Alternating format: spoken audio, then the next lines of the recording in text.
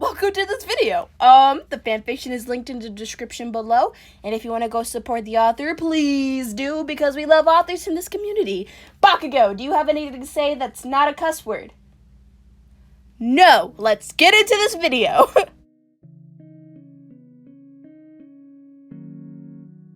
It was just another Tuesday morning. The sun was shining, your alarm was shattered, and screams of frustration were echoing through the house. Another normal day. Groaning, you rolled out of bed to get dressed and start another day in school. Stumbling out of your room and down the stairs still half asleep, you finally ended up in the kitchen dining room. Letting out a yawn, you opened your eyes a bit more to observe the chaos. Your Uncle Crow was holding up a broom threateningly, trying to stop himself from charging at Adam, who was smiling nervously from his spot under the table.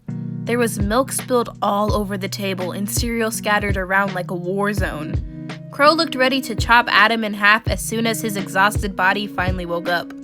Crow let out another frustrated yell as Adam flicked a Cheerio in his direction, and it hit him, point blank, on the forehead. He let out a sigh before shuffling over to Crow, preparing to hold him back should he decide to charge at Adam's snickering figure. "What happened this time?" you asked in a tired voice. "You know how Crow is about his coffee in the morning," Adam began. "I decided I wanted to mess around with him." "You put salt in my coffee!" Crow yelled. "And what about the cereal everywhere?" you asked. Adam paused for a moment. "Honestly, it could have been me. It could have been his quirk. I am not sure." You nodded, deciding this wasn't worth it. You sighed as Crow managed to wiggle out of your, frankly weak, grasp. Adam began to scoot back a bit, eyes shooting to you for help. You merely waved him off and stepped into the kitchen to make Crow a fresh cup of coffee. This wasn't a rare occasion in this house. Adam is known for his strange pranks that usually result in someone upset beyond belief, and a mess for you to clean up. Opening up the can that contained coffee grounds, you noticed it was almost out. You frowned slightly, chalking it up as another thing to add on to the list. Reaching to grab a pen, you moved your left sleeve up and began to scribble just under your wrist. "Get more coffee. Red can." Checking the pot, you poured the rest of the coffee into the boiling water and let it sit. Once it finished, you handed a brand new, clean, salt-free cup to Crow, and headed back up the stairs to pack for school. Turning before you reached the top, you smiled down at your pouting twin, who now had a broom out to clean, and relaxed uncle. "Well, I need to get ready for today. And so do you, Adam! And you better clean up that mess before Mom gets home." You rushed upstairs. You heard a gasp and Adam scrambling around to clean. 7:25 a.m. 5, 4, 3, 2, 1. "What the hell happened here?" Like clockwork. Walking with Adam to school, your mind started drifting towards your soulmate. What is he like? What does he like? And yes, you know my soulmate is a guy because he cleared that up fast. Sure, you know a little bit about him from what he has written, but still, he doesn't write much. In fact, the only time he really writes is to tell you to stop, or the occasional sly hidden compliment, or an important note. More often than not, you see, "Don't forget, I'll be the #1 hero." So, you have this slight suspicion that he's determined to be the best, and that he's planning on being a hero. Through this pretty easy conclusion, you figured that he would be going to UA. Now understand, you are definitely not that girl who goes to school just to be with her significant other. No, that is just a terrible idea on all accounts. But you do want to be a hero, and you have always wanted to go to the same school as your favorite heroes. So, if you both end up at UA, it's simply fate, right? "Hey, dork, stop daydreaming before you hit the pole." Huh? Rubbing your now sore forehead, you glared at Adam as he laughed at your pain. Growling, you swung your fist and hit him as hard as you could on the shoulder, causing him to yelp in surprise before activating his quirk and flicking you harshly. Your body almost fell over from the intense strength in that one flick. Huffing, you began to walk towards school once again, this time with your arms crossed and a small pout across your lips. Allow me, the narrator, to explain. Adam's quirk is named Moon Slice! Basically, he takes the kinetic energy he receives from a hit and can redistribute it all over his body, increasing speed, strength, endurance, and a lot more. He is also practically numb to pain, and he can store up the energy. You can clearly tell when his quirk is activated because both his hair and his eyes glow bright red. Obviously, there are limits, but you like to think of him as a glorified punching bag during training. His main drawbacks are that he needs to be hit multiple times by a certain amount of force before he can really have energy to cause any sort of damage, which also depends on the scope and scale of his attack. This is why a strong punch's power can be used as a powerful flick. He also can overload if he's hit by too much power and can end up hurting himself or parts of his body because that raw power can't be contained. Now, don't think just because he has a cool quirk, he's a crap fighter. Your mom and uncle taught you early on how to properly fight and flee with and without quirks. Since they were both pro heroes that focused on the underground setting, they wanted us to be prepared. They always reminded us to pick our battles and understand when the smartest option would be to go get help. Hey, let's go to the arcade after school. Maybe I can finally get that 13th plushie. You grinned. Sure thing, Squirt. Hey, how do I look? Adam asked you. First of all, you screeched playfully, we are literally twins. Second, you look fine.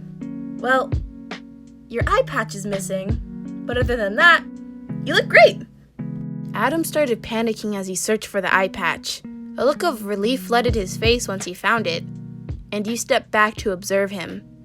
Adam was a tall and honestly kinda hot boy with auburn hair that spiked backwards in a windswept way. You say that it's hairspray. He constantly denies it. While most of his hair was red, he also had streaks of brown throughout. The eye patch he wears, which covers his left eye completely, hides a reminder of his harsh childhood. Behind it is a scarred QL brand mark for Quirkless across his left eye, which is now bloodied with a gray iris and a side eyebrow, as opposed to his remaining blue eye and brown eyebrow. He got this horrifying brand from his original parents, the monsters. Adam was a late bloomer, getting his quirk at 7 instead of the normal 4. His original family was ashamed that he didn't seem to have a quirk, and they branded him. After that, he ran away. He met Mom and Uncle Crow when he was 6 after a year on the streets. Since you were the same age, the two of you became the twins in your family. We'll never let him be hurt like that again. By all this, Adam is awesome. He is a strong fighter and a kind brother. And yes, he does get into mischief often, but he cares a lot for his family. And you all love him too. He actually has a soulmate too. Adam's tail is an insignia on his wrist. His soulmate supposedly has an extra copy, but with the colors flipped. He has a beautiful red rose with a fire colored and black surrounding it. It is actually quite small, spanning perfectly across his wrist. You smiled at him one more time before rushing inside to class. You were in different classes at Naboo Middle School.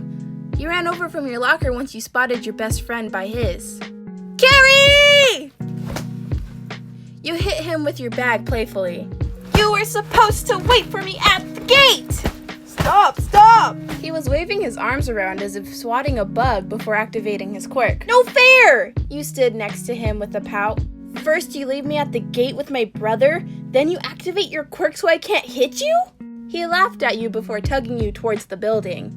You spent the rest of the time walking to class talking about the newest arcade you wanted to try. Eijiro Kirishima is your best friend. A honest and manly, his words, not yours, kind of guy who loves his friends. You've always called him Kiri. You convinced him that a girl giving him a nickname is a manly thing. With his long, black hair and sharp teeth, he looks like a tough guy. And then you see a scar above his right eye and think he is even tougher. He seems so cool. And then you get to know him and you learn he is such a cinnamon roll. Unfortunately, this soft, pure boy is very self-conscious.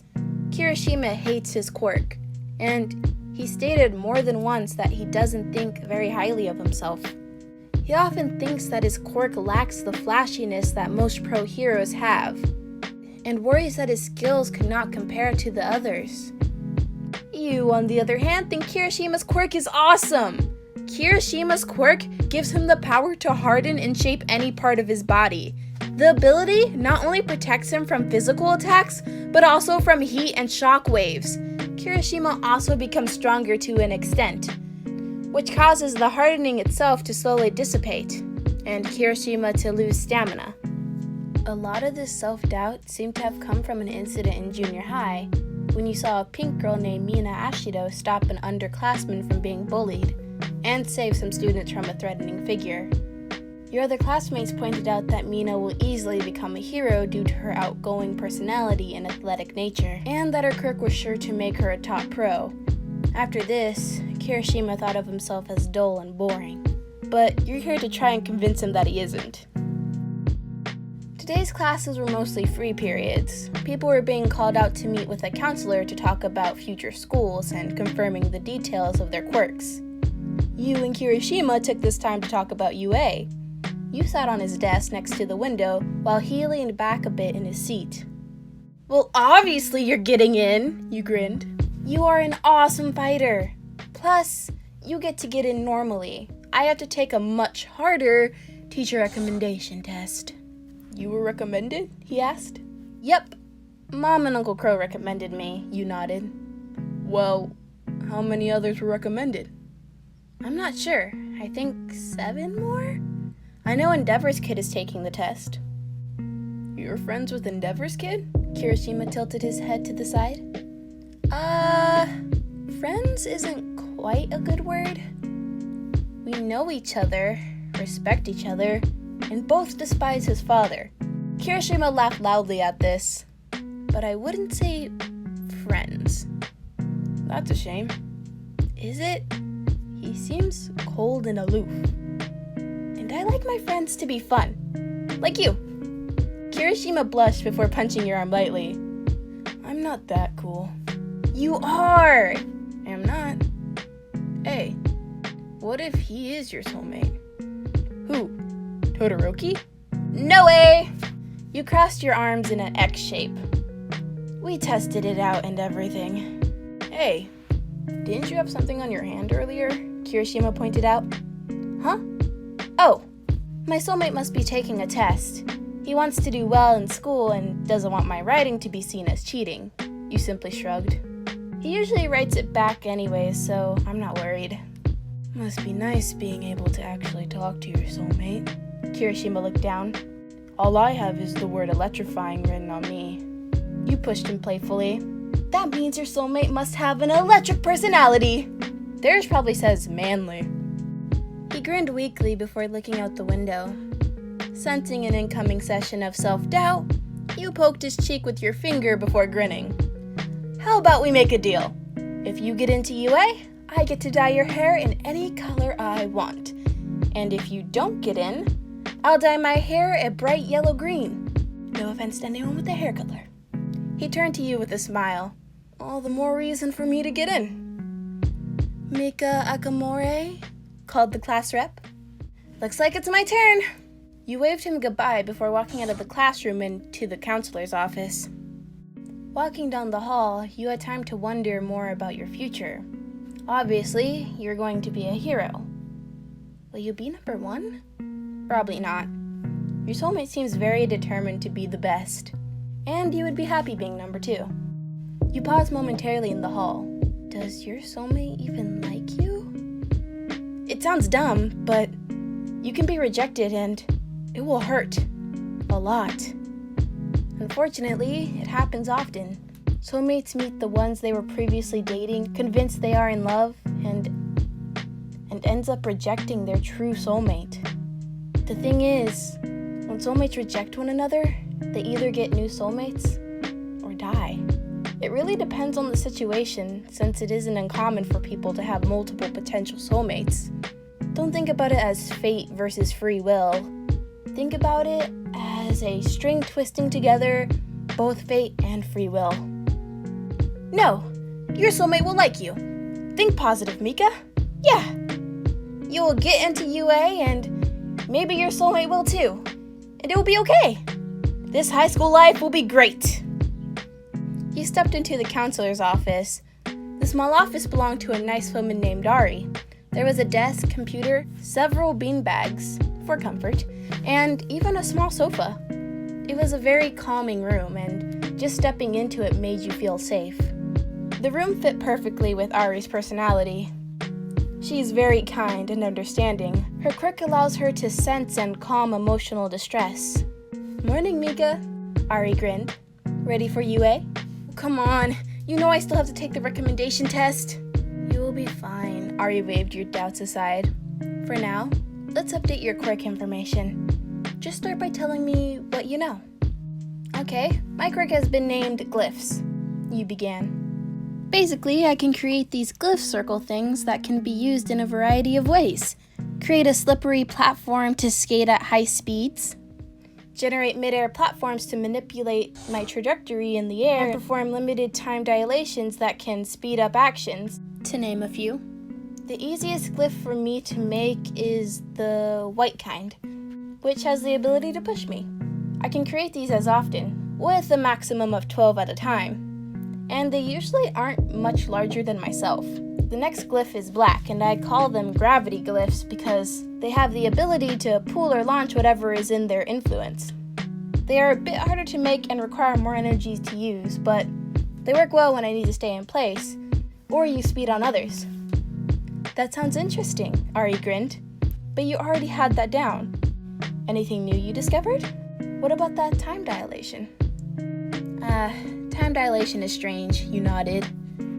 The glyph has a gold-colored clock design, and basically it can momentarily speed up the time for whoever it's used on, so it increases their speed. It actually drains me more than creating a large gravity glyph. I also found something interesting. There's an old woman at a hospital with the same quirk, and she claims that after much practice, she can actually summon elements. I tested it out by asking a friend with an ice quirk to teach me, and we found out I can only summon ice glaciers if I stored ice from before. What do you mean? Ari asked. Well, since we were both training, I was experimenting on using my glyphs as a shield when I found out I couldn't just summon ice. I wanted to use the white and black glyphs as a deflector when my friend accidentally shot ice straight at me. On instinct, I summoned a glyph, which was blue, and I ended up actually absorbing his ice in my glyph. I then activated it and ended up launching a chunk of ice towards him that grew and froze on impact. We haven't tested it with other elements, so we don't know if it works with others. Oh, perfect for fighting some villains, Ari cheered. You nodded shyly, a tiny bit embarrassed that your first reaction to it was telling your friend Todoroki that you can finally beat him in throwing random ice around. Teamwork is great, but being competitive is a tiny bit better. Okay, so that is a new discovery. Ari smiles. This is so exciting. Okay, next question is fighting style. Then you're free to go. Fighting style? Well, for now I have to say I rely heavily on ricocheting off either surrounding surface or my glyphs. That way I can land a quick hit on someone and move before I get attacked back. I think it allows me to take control of the fight by rapidly attacking from multiple angles to keep the enemy off balanced. When I attack with my white glyph surrounding someone, I am rapidly transported between glyphs so fast, it kinda looks like I'm teleporting. I hope with my new ability with elements, I can stay a bit more long range since I'm not a strong person. Ari wrote that all down before letting you go back to class.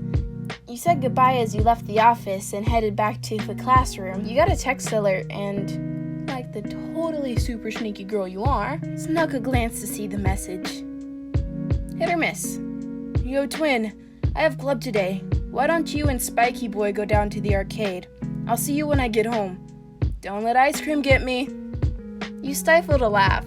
Adam loved using nicknames, so everyone has one. Spiky Boy is Kirishima, Kaka is Crow, take a wild guess why, and you are Twin. As you stepped into the room and walked towards Kirishima, I felt the familiar tingle? Spark? I don't know, thing that happens whenever your soulmate writes. Glancing down at your hand, you saw the words, "Get more coffee, and get a notepad or something so you stop writing on me, because this is the last time." You giggled. He always writes that, and yet he always replaces what he erases. Hey, that rhymed! Kirishima peeked over your shoulder to look at the writing.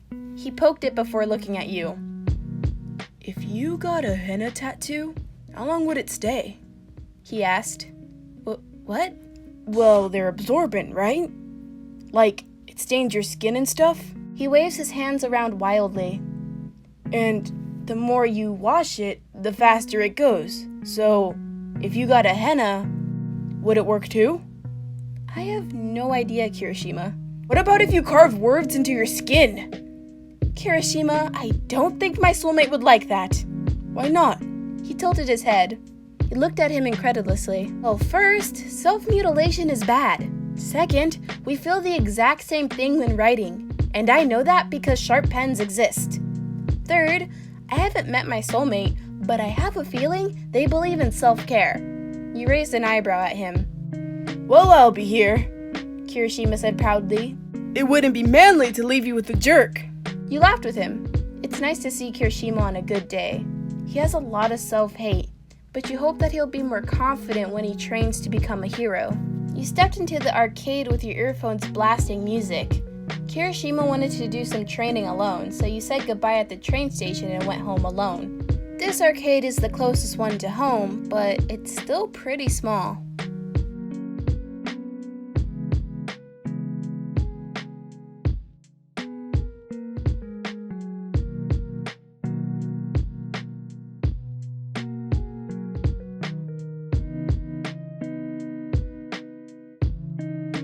Shaking your small coin purse filled with quarters, you walked around and made a mental note of every scoreboard. There is an unspoken rivalry between you and Kem on these games. One of us always has to be on top. Turning up the volume to the song and bopping your head to the beat, you sat down at a racing game and put in 2 quarters. Smirking, you began the race, choosing your favorite kart and character. Racing games and beat games are what you excel at, and it only took you 10 minutes to fill the scoreboard with your name Ice. Adam picked the name. He said you look like a figure skater when you use your quirk. You moved along to the next game, a first-person shooter. Here, you aim only trying for the 10 scores, since Kem is the clear leader in these accuracy games. You grabbed the small gun after putting in some quarters. The background song Danger was good for hyping you up. You have played long enough to know almost every secret with bonus points, but even then, Kem knows more. Grinning, you shot the 1,000-point chest in the back of the room. You upgraded the gun easily, and by the end of the game, you had gotten 6th place again. One day, I would love to meet the exclusive Kem, you muttered to yourself. You paused the music as you stepped onto the dancing game. You immediately grinned when you saw you were in 1st place by 1 point over Kem's score. Looks like you need to widen the gap and show them who's boss. You started every song same level that Kem had. Focusing on the game, you missed the first loud explosion outside. By the second explosion, you were startled into slipping off the machine. You looked outside and froze in shock. The entire alley across from you was filled with smoke and chaos. Several buildings were on fire with people still inside, and bits of debris were scattered around the area. You ran outside the safe arcade as another explosion hit. You rushed over through the crowd to the front. You can't figure out why, but those explosions were so familiar. You stared at the scene in front of you. 4 pro heroes, Death Arms, MT Lady, Cammy Woods, and Backdraft were stuck. No one knows how to stop the villain, who appears to be made out of a strange sludge. Its body was twisting and curling around something, setting off explosions from what looks to be hands. Speaking of which, the villain left out a scream, more like a roar. and more explosions went off. You watched in horror. The fire. It hurt. Clutching your head, you felt a strong pain, like something was trying to force its way through. It stung all over. You felt as if someone took a metal bat and was repeatedly whacking you across the back of the head. The fire, the heat. You could feel it as if it was on you. You felt your left side burn intensely around your torso. Groaning, you look back up at the scene with unfocused eyes, attempting to ground yourself by focusing on something stable. Let go of me, damn villain! Your eyes snapped open in an instant, and your head felt clear. Now that voice was familiar. You could almost place it. You looked closer at the sludge villain and saw a mess of spiky ash blonde hair. You know that hair. You know you do. It's so close. The hair, the voice, the attitude. I said let me go now! Katsuki Bakugou? You muttered in shock. No way. It can't be. You haven't seen him since you were 7. Yeah, you stopped seeing each other after... You forget. Oh my god. You are so dead. You promised you would never leave each other's sides. Wait. If Bakugou is here, that means Izuku Midoriya must be too. He was like Bakugou's shadow growing up. You glanced around quickly, searching for a familiar mop of broccoli green hair, but didn't see him. Frowning, you look back at Bakugou. You don't doubt he will be fine. If his power, which looks very strong now that he's gotten older, doesn't help, then a hero like All Might will definitely save him. Then you will say, "Hi," again. You nodded to yourself in confidence, considering moving back into the safety of the arcade. But then some background chatter hit you, giving you tunnel vision. Hey, isn't that the villain All Might was fighting earlier? That kid looks like he can't breathe. Why aren't these heroes doing anything to help him? Wait, the villain means to kill him? It's blocking his airway, so clearly he's trying to suffocate him. You need help. You have to. But how? Your glyphs won't work. Your glyphs won't help at all. Unless you have never used them to drag something before. But what if you tried a gravity glyph? No. Stupid Mika! The pros don't want you to interfere. You don't want to make them mad. You stood there, internally debating helping or not. Your thoughts ran at a mile a minute, and you were coming up with nothing. What can you do? How are you supposed to help him? What if Bakugou's quirk activates and hits you? Based on the damage of the surrounding area, you do not want to find out what that does to a human body. Suddenly, something green shots past you. It only took you a second to identify the mop of green hair that never changes. Midoriya. You watch as he threw his backpack into the villain's face, hitting his eye before frantically clawing the sludge away. He was clearly shaking in fear, and if you remember correctly, he was still quirkless. Seeing him charge in motivated you to help, even if all you may have to do is launch Midoriya away. You ran to the back of the crowd while creating a glyph for you to use. Jumping onto it, you launch yourself back over everyone, twisting in the air to face the villain. You landed a couple feet away, throwing your hands out in front of you, palms down and fingers spread as if reaching for something. You created a gravity glyph, big enough to surround the villain on the ground. Focusing on the villain, you closed your hands into fists and began to slowly pull down as if pulling a sheet away. The glyph started slowly turning counterclockwise. You can feel the pull of the sludge villain, but it was working. Your hands looked like they were straining against an invisible force, but you still managed to pull farther back and down towards yourself. You felt your energy sap away. You never used your glyph like this, especially in a dangerous situation. The non-stop explosions were slightly distracting background noise, but you focused as much as you could on pulling the sludge away from Bakugou's face. What the hell? What do you think you're doing, you damn extra? So, Bakugou just noticed you. Midoriya whipped his head around to see who it was on the receiving end of Bakugou's insults now. His eyes had faint recognition, but he almost seemed confused. "Focus on helping Izuku," you said with a weak smile. Damn, this was exhausting. You saw Midoriya mouth your name before turning back to Bakugou, whose face was being covered by more slime. You put more energy into your glyph and pulled harder. At this point, anyone can see that what you were doing was helping, since they could see the slime look as if it was being pulled out of Bakugou's mouth and off his arms and getting sucked onto the floor. Suddenly, there was an explosion named behind you. It broke your concentration and the glyph stopped pulling down, instead simply preventing the sludge villain from moving out of that space. The explosion launched you forward, literally into the villain. You felt it grip you tightly and push you against Bakugou. Your survival instincts were thrown out the window, and you tried your hardest to keep breathing. It felt uncomfortable to be pressed against Bakugou. He was clearly fighting well, but that meant a lot of squirming. You felt like you were drowning. The villain started covering your mouth and nose. The intense pressure of the villain, the heat from the explosions, and the movement from Bakugou all combined it into one giant blur. Right as you started seeing black spots, a hand grabbed your arm. All Might. He was saying something to Midoriya before a distinctive "Detroit Smash!" was yelled. The blast was so strong the villain was blown apart, and you were immediately knocked out. All pieces of the villain were finally collected and taken to jail. Apparently, it started raining as well. That's right. All Might is strong enough to change the weather.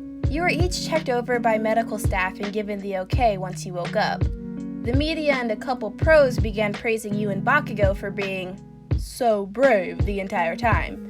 Nearby, Midoriya was being scolded for running in to help. You could tell that if you were quirkless, they would be yelling at you too. Eventually, you were let go. You sighed as you headed to the train station that led home. Mom was gonna kill you for this. Oh boy. Groaning, you passed through the alley shortcut to the station. You would think you would be smart enough to stay away from alleys at this point, but no. You're too lazy to walk around. Oi! You! A voice called out. That sounds like Bakugou. Yeah? You asked, turning around. I don't need your help, you damn extra! He began. So I don't owe you anything, okay? Yeah. You began to walk away. See you later, maybe. Hey, I wasn't done, idiot! Oh? You paused, looking back at him. What else? Yeah. You were acting rude to your long-lost best friend. Crush! But you were so tired. That took more energy than you were willing to admit. You need to train more before the exams. How do you know Deku? He growled. Deku? He's still calling him that? Yeah, the green hair loser. You started laughing. Whether it was genuine or because you were tired, you have no idea. What are you laughing at, idiot? You really can't recognize me? Have I changed that much? You tilted your head playfully. Wow, Suki. Thought I had a bigger impact.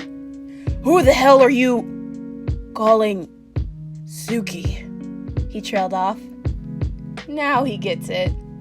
You gave him a friendly wave as he stared in shock. He waited a few seconds, but seeing as he looked frozen, you figured it'd be best to just leave.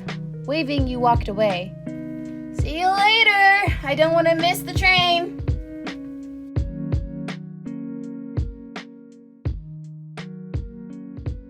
This was so good! But it took so long to record, but it was so good! I was gonna post this like 3 weeks ago, but then I didn't finish until today. I hope you enjoyed the video. Make sure to support the author and have fun, quarantines. That's a bad joke. I'm so sorry. Have a nice day or night, whatever time you're watching this, if you made it this far. If you made it this far, type in the comments. Tell me your favorite My Hero Academia character. Mine is Bakugou. I love him so much. Yeah, but if I had to pick a favorite, yeah, it would still be Bakugou. Or Kirishima. I like him too. My Hero Academia. Hero? Did you hear me? My hero. Dang. I ramble too much, so I'm just going to end this here. Have a nice day. Or night, again. I don't know. Bye-bye.